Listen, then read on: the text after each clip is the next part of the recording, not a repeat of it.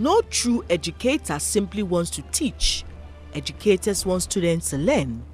Educators want learners to be able to organize, store, and retrieve knowledge and skills. Now, the last time you came to our office, you said you could train the front desk executive, the lady, you could train her to remember every single person, the name of every single person that walks in and out of the office. Exactly. How do you do that? How will you be able to do this? That's also another easy one. Yeah. Okay. What happens is that we have recall for either names or faces. Okay. But some people can just look at you once, and in 10 years' time, when they meet you again, they'll recall that they've met you. That's recall faces. Yeah. Then we have recall of names. People sometimes can't put the two together. So what we do is that we show you how to recognize people's faces. Yeah.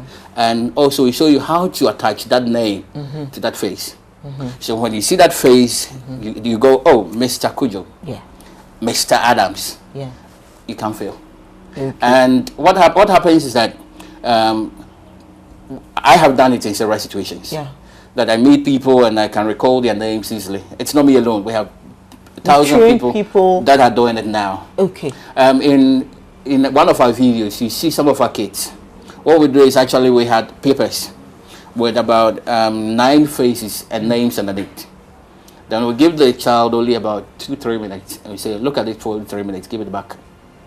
Then we'll give it back. Then we'll give them another sheet with only the faces without the names, and they can give you all the names of those faces easily. Tell me, how many students have passed through this institute? From my counting today, I think we are heading towards about 4,000 people. 4,000. Yeah. From which year? We have the majority of them are in the ages of 8 to around 15. 8 to 15. Then we have had a few adult trainings. Adult trainings. Yes, and I think their number will add up to about 100. Why would an adult want a training like this? In what aspects do you train them? For adults, you see, when you, for example, when you are on air, sometimes I see some of your colleagues with papers, and they'll be reading whatever they are presenting to us. One of my lecturers said, if you're going to read to me, you might as well give me a copy. So that I can read at home. You get it? Yes. Wait, if you are lecturing, we want to know what you know. We want to know what you know, not what you've gone to dab from somewhere. Exactly. If you are on air and you're telling people about some things, then we believe that you've gone and you've witnessed it. And it's you that's telling us. And we'll be more eager to listen to you when it's from you. When it's from you. But when you're reading, we are distracted. Exactly. Exactly. So what we do is we train you what to do. When you have the paper in your hand. Then we don't bring it on stage, on set. Apart from that, we have pastors. You train pastors too? Exactly. They do. They have the Bible, and you see them quoting all the time. What we do is we train you in such a way that you don't have to use your Bible. It's all in your head. Oh my goodness. We've had 2 of our students have gone for Bible competitions, and they have all won. I should come for that Bible competition. I should be winning that competition. And it's amazing. They have just won hands down. Apart from that, we have people that meet people on a daily basis, like customer service, politicians. You meet people, and if you want them to come back for your service, it's good when you know their names and you know things about them. I'll be more happy if I walk into your company, go, oh, Mr. Botry. Mr. Botry, you remember me. Exactly. I'll feel more at home coming to you. So what we do is we train people to recall names and faces of everybody that walks in. And if that can be achieved, or your customer service or your marketing person can do this readily, you are #1 company for them, for the customer. I haven't seen this before. I don't know whether my camera crew chanced on this, but this is unique. Apart from the abacus, which I feel is I don't know how the kids are able to remember the numbers, but this one, it's real. It means it cuts across. You train everyone. Accountants will need you, politicians will need you, pastors will need you, growing kids will need you. Journalists will need you so they don't bore you at home. I see. So we train everyone. We've had all sorts. Lawyers have come and we've trained them. We had some from Zenith University. and we took them through, and somebody goes, wow, I wish I knew this when I was a child. I wish I knew. I wish too. I think I'll be coming for training. I hope you won't charge me. Not at all. Okay, so I want you to tell us the number of tell the names of the schools you work with. I'll start. The school starts from Kaswa down to Adenta.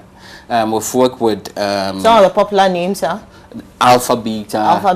We've worked with Globin School, Sunflower School, St. Benedict, Mount Olivet.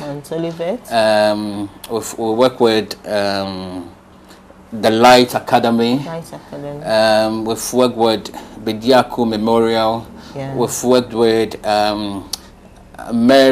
St. Mary School around Kaswa. And tell us, what's the feedback? Very positive. If you go on our website, we have a place for testimonials, and there you hear the testimonials from the students themselves, from the school proprietaries and headmasters and parents. It's all there. Whoever we train, what we do is after we've trained you, we ask you for a feedback, and we have a file here which is about the size with testimonials from all sorts of people that we've trained. It's a fact that no one is born with a poor memory. It just requires a little sharpening to improve efficiency. Memory forms the basis of self, guides our thoughts and decisions, influences our emotional reactions, and allows us to learn. I believe if we can train everyone to develop their memory, their ability to think, their ability to calculate, then we can train people that can think on their feet. Then all the challenges that we have in our society can be solved. What we are doing stems from the fact that standards of education were falling. Yeah. And since we started, we are seeing brilliant, really brilliant students. Yeah.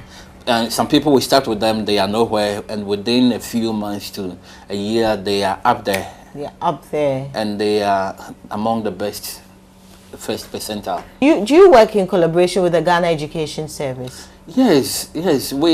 Since we started what we are doing, we've been to them, we introduced whatever we are doing to them, and they actually recommended us. And the amazing thing, they gave us a letter of recommendation, wrote it to all the directors in Ghana. That's how amazing they thought what we're doing is. And so we have a copy of that letter. Apart from that, we even went back again and said we wanted to do another project. And they were so excited to join us to do that project as well. That's what I believe in. Exactly. And what you believe in is gradually coming to pass. And is it that you are some mathematics guru, or you just drop from the space, or what's your background? Well, I went to Legon. Okay. And I majored in economics. Wow. Okay. And so, well, in sixth form I didn't do much anyway. Okay. I just did physics, chemistry, biology. Okay. But what it is that if you're using the methods that we train the kids to go through, you don't have to even do subjects to take them in the university. You can do anything. Can do anything. Anything. When I'm training some of our students, I sometimes say to them, well, if when I was your age, I'd gone through what you are going through now, I could choose any profession and be good at it. Yes. Because you can remember literally anything that you learn. And so I always say to parents that now they should look at where the passion of their kids is. Yes. Then push them in that direction, because they can do anything. Can do anything. I didn't know. If I knew this in my days, I should be a scholar. I'm sure I should be a professor. Right? More than. Thank you so much for your time on Innovation 101. It's worth it. I'm sure viewers appreciate the time they've spent with us. Yeah, 30 minutes is not wasted at all. Thank you so much for your time here on Innovation 101. It's been another beautiful session. I think you should be clapping for the Innovation 101 team. Every time we bring you groundbreaking innovations and inventions from our local champions, Ghanaians. This time around, brain development, how to ensure you remember early, you remember on time, and you're able to grasp things easily and how to reactivate your retentive memory. And I think it's brilliant. Everybody needs this training, whether you're a journalist, a police officer, whatever, a pastor, a preacher, a politician, a cuts across. Everybody needs to be able to remember on the go and be able to add things the way they're supposed to be. I have enjoyed myself. You saw me calculating here. You know, I'm sure I'll come back for a training just to be able to do things better and put things in the right perspective. Thank you so much for your time. I've had fun here. I know you have too. My name is Etonamse. As always, we will continue to look around, dig for information, look at what Ghanaians are doing. So if you want to be part of this institute or you want to be trained, you can call the number scrolling down your screens right now and we'll connect you to Mr. Boche and his colleagues here at Brain Development Institute. Or if you live around Kaswa and its environs, they are located at SCC. So you come here and then you will have your share of the national cake. Thank you so much for your time. My name is Etonamse. Bye.